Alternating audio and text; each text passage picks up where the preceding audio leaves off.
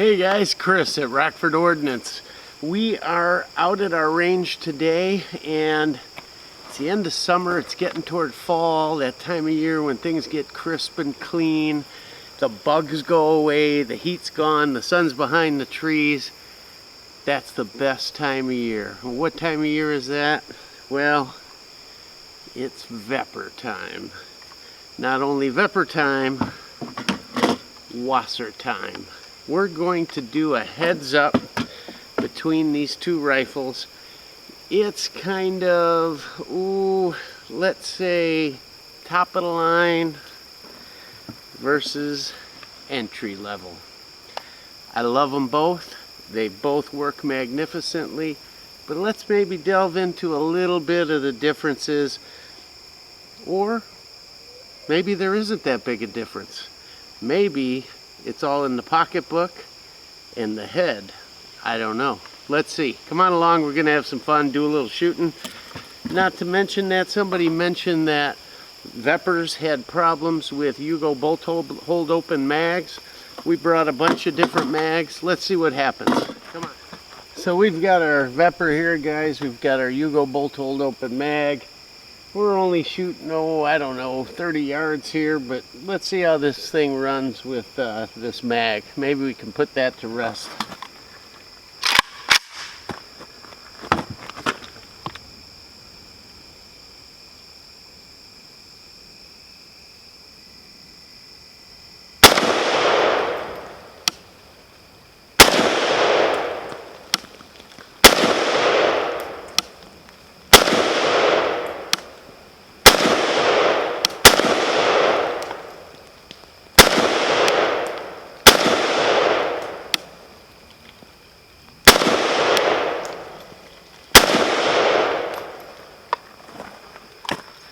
Well, she seemed to run just fine and hold that mag open. Well, here's those 10 rounds through the Vepr. Not too shabby, just half kneeling, half squatting. Let's see what the Wasr can do. So let's try out the old mighty Wasr, shall we? Same Yugo bolt hold open.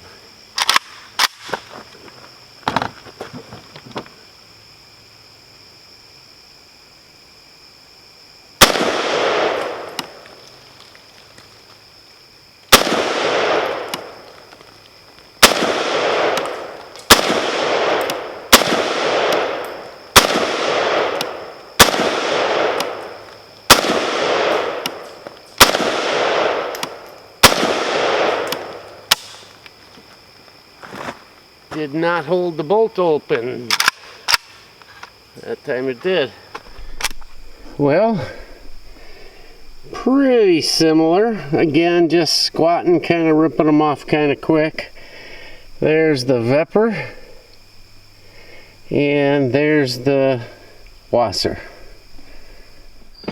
Okay guys, so let's take a quick look at some of the differences in these rifles and what sets them apart and what you pay for these rifles. I'll start it off by saying some people had some questions as to the reliability of Yugo bolt hold open mags in the Vepr, so we kind of covered that too here, but we'll get to that later. For right now, I'm going to pull these mags out so we got a little bit of room here, and for safety's sake, make sure nothing's loaded here. Everything's clear. So let's take a look here. What do you get in these two variants? What things are the same and what differs? So we'll start with the Wasr here. This is a Wasr 10 I picked up 10-12 years ago. It's stamped 07, so this was during a time when the assault weapon ban had sunsetted and these things were coming in hot and heavy. Some people say this was probably about the worst time for Wasrs because Century was putting pressure on Cougar to pump these things out like popcorn, and it's kind of when magwells were a bit loose and sights may have been canted and that kind of thing. Let's talk about the magwell. So here we throw a Yugo bolt hold open in there. pretty tight, tiny bit of wobble, nothing back and forth. We throw a Romanian in there, tons of wobble. Let's see if you can see that. Tons of wobble. That being said, never ever can I remember this thing failing to fire, to feed, to extract, none of those things. Could there have been one or two? Maybe, but literally I racked my brain. I don't remember ever having an issue with this rifle. So, let's compare to the Vepr.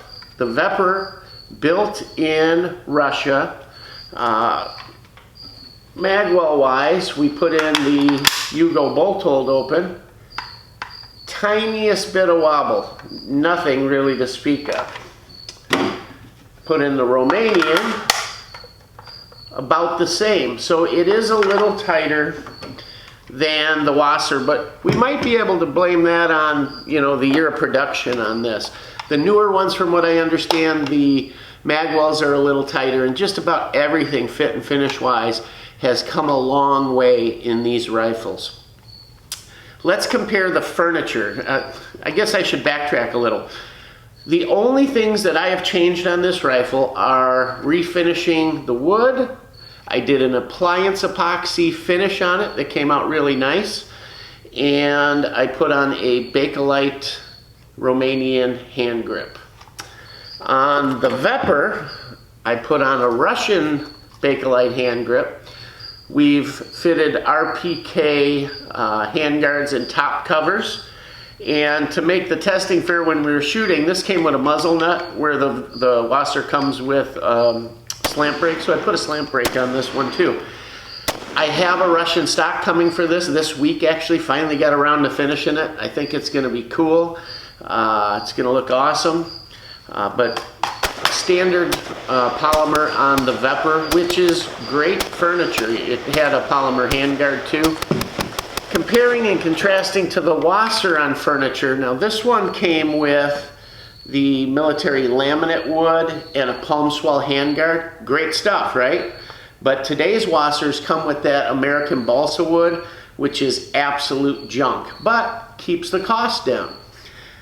We didn't cover price. That's another big thing. So roughly $700 for a Wasr today. You can pick up used ones, $400 to $600. So great deal for the money. It's going to cost you probably at least another $80 to $100 to put some decent wood on it to catch up to, or polymer to catch up to the Vepr there. So now you're talking maybe $800. The Vepr, to contrast that, these, while there are a few left at some of the retailers, they're going to run you low end $1,300, $1,400 on up, God knows. So there's quite a bit of difference, but when you throw $100 worth of wood on that thing, $800 versus, let's say, I'm going to say low end $1,400, still a $600 difference between the guns. So what do you get for that? Well, I told you that I put an epoxy finish on this. And this is subjective, guys. You guys may be just fine with the factory parkerizing that comes on this. Years ago, it was very thin, scuffed easy. It's gotten a little better. It probably comes to you unscuffed, but very easy to mark it up. It's very thin, not a great finish. It does hold oil, which is a good thing, but if you're in a pretty looking gun, it just may not be your cup of tea. The Vepr comes with a nice Russian paint job. I did a couple mag dumps, you'll see, and it's held up just great. Not a mark on this thing. So there's kind of an upgrade, I guess, on the Vepr. So far we've got better furniture for the most part on the Vepr, unless you buy one of the older Wasrs. Nicer finish. The magwell wobble could or could not be a thing, but that being said, on the Wasr, have never had a problem with it. Sights on these things, you get a standard 1,000-meter adjustable rear sight, and on the Vepr, you get a 1,000-meter sight as well. However, it's an RPK style sight, so it's adjustable for windage as well as elevation. Now, both have adjustments on the front sight for elevation as well as windage, so that may or may not be a factor. Just makes it a bit easier with the RPK sight on the Vepr. Again, guys, I love them both. They're both my rifles, so I'm not trying to, you know, diss one rifle and make the other look better. I'm just laying the facts out there for you.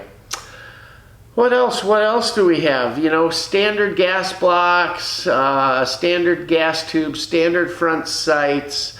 The Wasr does come with the slant brake as opposed to the Vepr with the muzzle nut, so that's a little something.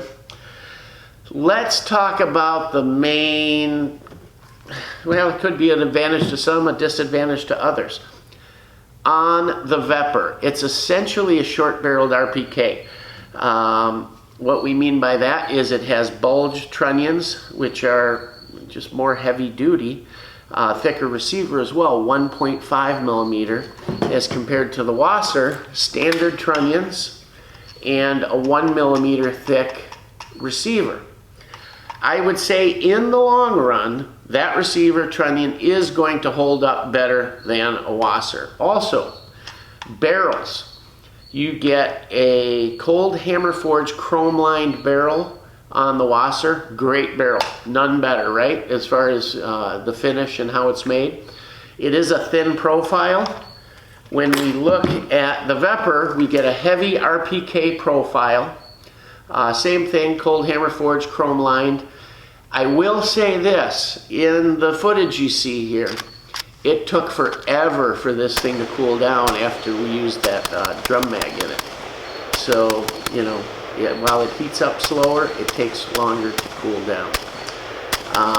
This does have a heavier feel to it. I will say, the action on this thing out of the box is buttery smooth. Absolutely buttery smooth, absolutely straight, absolutely perfect in every way. In comparison to the Wasr, a very tinny sound and feel, but you're going to get that with any 1 millimeter receiver. Just different, not necessarily bad. Fit and finish, it doesn't even approach the Vepr. This, I've always said, and these things can kind of do an optical illusion on you, but I'm holding that straight, and I think there's a little twist to this receiver. Not sure, and this is a factory built gun, so that's kind of weird. It functions flawlessly. Sights were a little bit off. I had to drive the pins out, straighten it and all. That seems to have went away now with today's gun, so maybe nothing to worry about. But definitely fit, finish, smoothness, quality of workmanship. Vepr beats it hands down, no doubt about it. They both come, well, the new ones on the Wasr are a little different, but the Vepr comes with a little trap door here for your cleaning kit. The older Wasrs used to. This one has a cleaning kit in it. The new ones don't. They have just a flat butt plate. So if you're into having a place to put your toolkit, that may be a slight loss to you. As far as shooting, they both shoot well. You'll see in the video here, and I'm shooting real quick offhand, resting on a bench, kind of squatted. They both did about the same job close up, and at 100 yards, 200 yards, I've shot them both, and they both hold their own real well as far as accuracy goes. So not much of a difference there. Function, they both do a phenomenal job. I have had a couple failures to feed in with the Vepr. Both were with this Yugo bolt hold open mag. That being said, this last trip I didn't have a problem with it, so who knows what it was. I can't say for sure that this was the bolt hold open mag that I used in the first Vepr video, but this one just worked fine. We also Ran some dumps with these original top-loading Romanian drum mags. Both function flawlessly, and it was a lot of fun using these things. Did heat the rifles up pretty good there, but nothing too crazy. So, you know, what do you get for your money? I guess they're both going to operate magnificently. They're both pretty accurate. They have both held up really well.